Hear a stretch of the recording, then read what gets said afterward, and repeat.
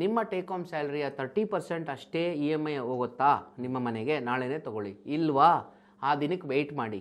ಇಲ್ವಾ, ಆ EMI ಕಟ್ಟೋ ಅಂಥ ಹಣನ ನಾಳೆಯಿಂದ ಇನ್ವೆಸ್ಟ್ ಮಾಡಿ. 10 ವರ್ಷದಲ್ಲಿ ಎಂಥ ಕಾರ್ಪಸ್ ನಿಮ್ಗೆ ರೆಡಿ ಆಗತ್ತಂದರೆ ಟೆನ್ಷನ್ ಇಲ್ಲದ್ರೆ ನೀವು ಮನೆ ತೊಗೋಬೋದು. 50% ಡೌನ್ ಪೇಮೆಂಟ್ ಕೊಟ್ಬಿಡ್ತೀರಾ ಅವತ್ತು. ಇನ್ನು 50% ನೀವು ಲೋನ್ ತೊಗೊಂಡ್ರು ನಿಮ್ಮ ಟೇಕ್ ಹೋಮ್ ಸ್ಯಾಲ್ರಿ ಅಷ್ಟು ರೈಸ್ ಆಗಿರುತ್ತೆ, ನಿಮಗೆ ರಿಸ್ಕೇ ಇರೋದಿಲ್ಲ ಅವತ್ತು. ಟೆನ್ಷನ್ ಇಲ್ದಿರ ಮನೆಗೆ ಓನರ್ ಆಗ್ತೀರಾ. ಅಲ್ಲ, ನೀವು ಹೇಳೋದು ತುಂಬ ಚೆನ್ನಾಗಿದೆ. ಆದರೆ ಜನ ಹೇಗೆ ಯೋಚನೆ ಮಾಡ್ತಾರೆ ಅಂತಂದರೆ, ಹೌದು ನಾನು ಬಟ್ ಆ ಅಮೌಂಟನ್ನು ಇನ್ನು 15 ವರ್ಷ ಆದಾಗ ರೇಟ್ ಇನ್ನೂ ಎಲ್ಲೋ ಹೋಗುತ್ತಾ ಅಂತ ಯಾವ ರೇಟ್ ಅಂತ, ಮನೆ rate, property rate, construction rate. ಏನೇ ಆದರೂ ಕೂಡ ನಿಮ್ಮ ಅಸೆಟ್ ಕೂಡ ಅಷ್ಟೇ ಬೆಳೆದಿರುತ್ತಲ್ಲ ಸ್ವಾಮಿ.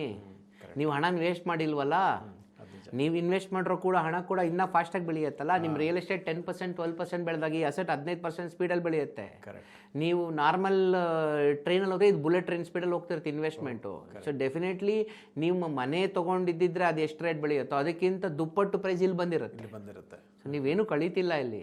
ಬಟ್ ಏನಂದರೆ ನೆಮ್ಮದಿಯಾಗಿ ಮನೆ ಕೊಂಡ್ಕೊಳ್ಳೋ ಒಂದು ಮೆಥಡಾಲಜಿಗೆ ಹೋಗಿದ್ದೀರಾ. ಇದನ್ನು ಮಾಡೋದಕ್ಕೆ ತುಂಬ ಫೈನಾನ್ಷಿಯಲ್ ಡಿಸಿಪ್ಲಿನ್ ಬೇಕು. ನಿಜ.